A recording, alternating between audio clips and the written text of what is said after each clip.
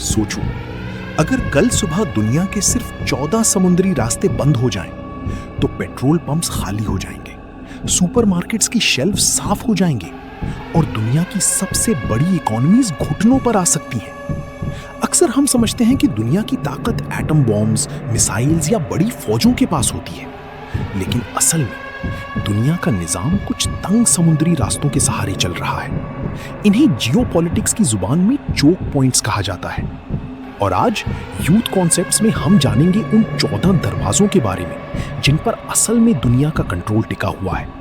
और इनमें से एक ऐसा भी है जहां छोटी सी टेंशन भी वर्ल्ड वॉर 3 का सबब बन सकती है। अस्सलामुअलैकुम और वेलकम टू यूथ कॉन्सेप्ट्स। यहाँ हम दुनिया के कॉम्प्लेक्स टॉपिक्स को आसान और दिलचस्प अंदाज में समझते हैं।